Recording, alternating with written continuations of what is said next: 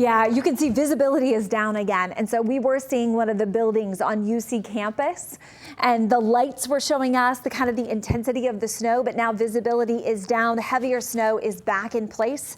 And this is going to be the story for the next several hours. It starts to lighten in the afternoon hours, but we've got more wind, which is contributing to more issues today. It's going to make it feel a lot colder if you're trying to get out in it. This life in a snow globe looks like, yes, the kids want to go outside, but it feels like 11 degrees, friends.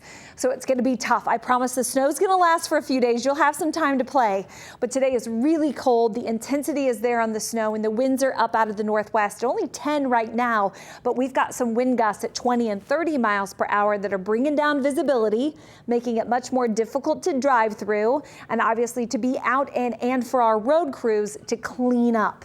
Those major roads, they're just continuing to go back and forth to try and make sure those roads are safe for you. But when you factor in wind and additional snow and lower visibility, it becomes impossible to have those roads clear for you. So if you can avoid them, that is going to be your best bet. Wait until later today, when the crews actually have a chance to clear everything, because no additional snow is expected. Here are estimates on the wind gusts, about 17, not bad right now. We've been as high as 30. I think we could get as high as 35, 45.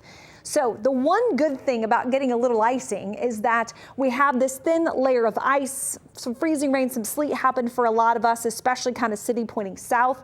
So it's putting a stop on blowing snow at this point. But some of us to the north had only snow, so you definitely have a chance for more blowing snow. But look at these numbers. I mean, incredible. Breaking a record, a daily record at CVG. So Hebron, 8.4 right there at the airport. Fairfield at 7.3, Warsaw at 7, White Oak at 6.9, St. Leon at 6.8, Fairfield, you're new. I just found out that number at 7.3. Snowfall accumulation, some of the smaller numbers that we found were still 5 towards Bethel and Middletown. And these numbers are going to keep updating.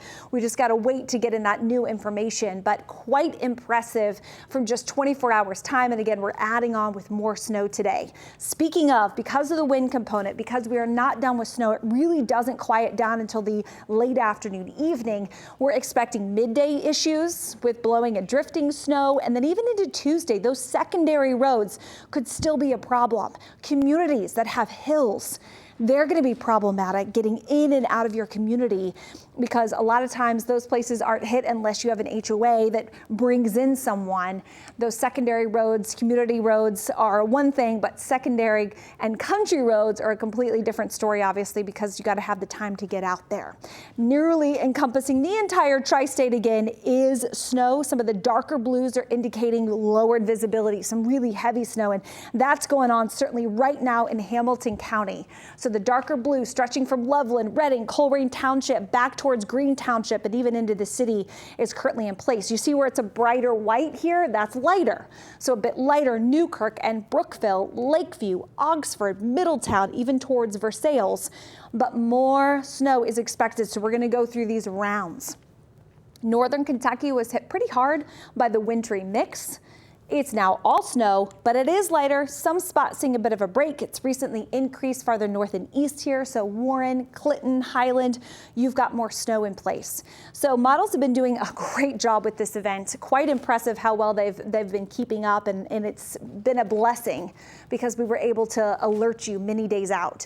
But here's how it starts to wind down. Snow does like to linger, especially with a low. So we could go, I'd say by 6 o'clock, most of us are completely quiet. We may have a few additional flurries, maybe even a little bit of that chance into tomorrow. Most of us remain dry. The cold's here though. We'll wake up at 5 tomorrow and a high only within the middle 20s.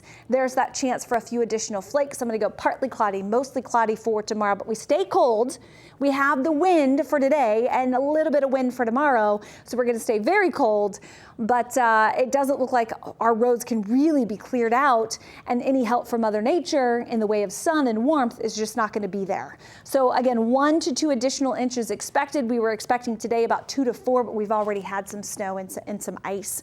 But also watching for this, for power outages, 35 to 45 mile per hour winds. I think blowing, drifting snow, the bigger issue, but that weight is sitting on our power lines and sitting on our homes, and so it can cause more problems. Does look better for tomorrow at about 10 to 12, so that's some good news that we don't keep the extreme winds. Extreme temperatures, yeah, those are going to linger. And our winter storm warning, it does not end until midnight tonight. So our temperatures become the next big story. We're in the single digits to even 0 as we wake up Thursday and Friday. Small snow chance on Friday. By that I mean 1 to 3. Nothing like we had here over the weekend and today. But this weekend we bring in some 30s, and that will continue to help the melt as well.